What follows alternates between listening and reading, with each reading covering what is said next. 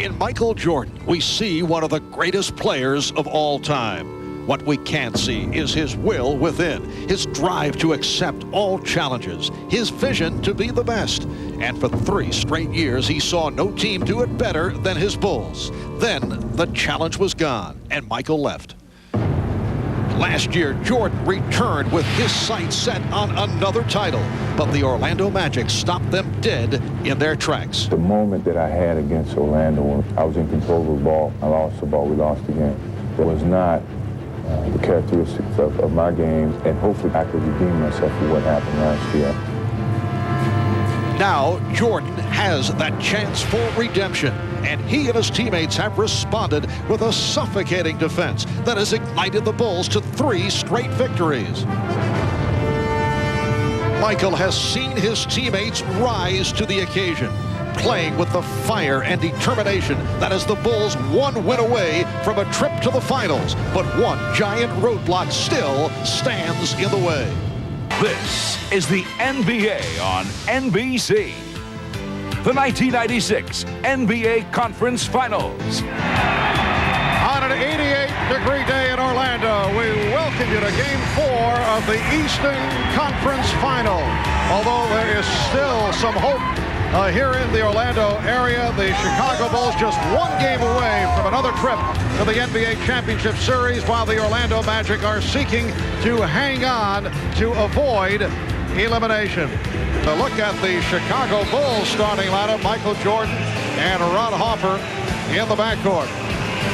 And up front, Luke Longley with Scottie Pippen and Dennis Rodman. Pippen coming off a sensational 27-point game on Saturday afternoon. Phil Jackson, who said when he met Brian Hill before Game 3 out at half court to shake his hand, he asked him what next could go wrong to his team.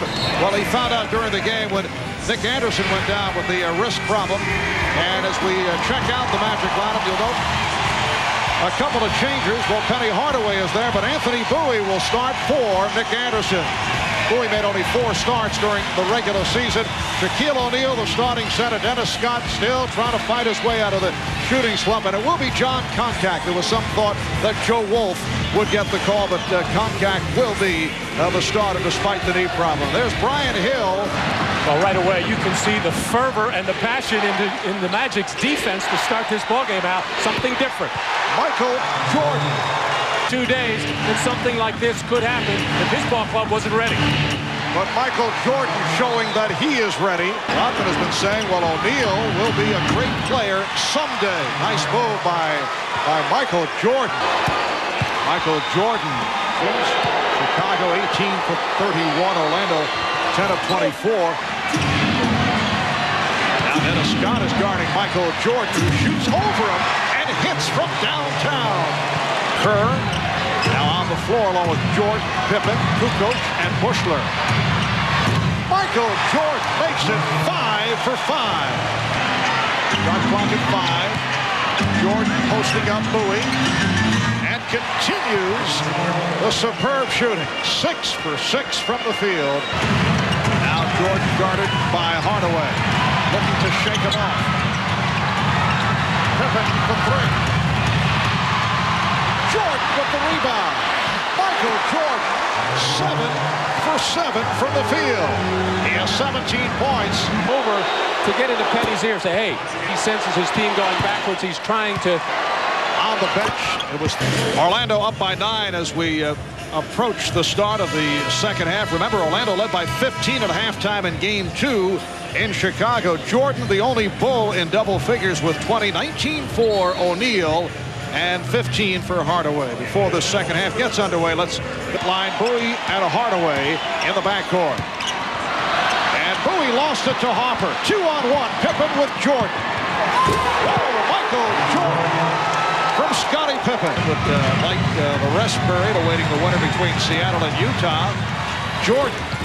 Michael getting the roll. 25 for Jordan. And aggressive, and then do a good job on the boards, although they've given up 11. Very little help offensively from his teammates. James saying he's not going to beat me baseline anyway. Gave him the middle. Jordan hits the 3.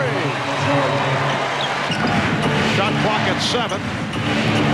Jordan operating against Bowie. Yes, and it counts.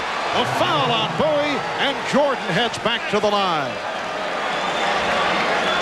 Michael Jordan single-handedly bringing the Bulls back. With the shot clock winding down, how many times have we said that? Michael in the post has felt very comfortable in his ability to spin away from Anthony Bowie going up for that jump shot. Michael sees that double team coming from the weak side. Now Hardaway is defending on Jordan. Pippen. Well, just under 2 minutes to go in the third quarter. Jordan to the fadeaway. 3-point Orlando lead. 35 seconds to go in the third. Jordan getting the pick. Kerr for 3. Yes. And he has tied the game at 74. Shot clock at 6. Jordan.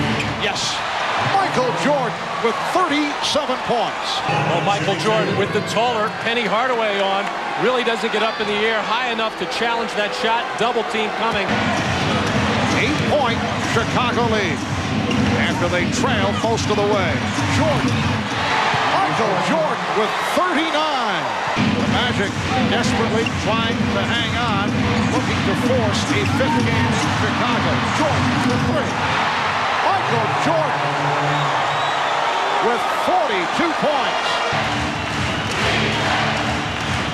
Shot clock at 5. Jordan with the pull-up. Yes. 45 points for Michael Jordan. In the history of Michael Jordan, when he has had to score so many points by himself, which is pretty much the case today, at Pippen in double figures, that the Bulls have lost those ball games. But he was able to play such a marvelous game today and carry it home. The Bulls have swept the Magic. Jordan finishes with 45 points. The Bulls do it 106 to 101 as the Orlando Magic have been swept from the playoffs for the 3rd straight season. Shaquille O'Neal had the good start.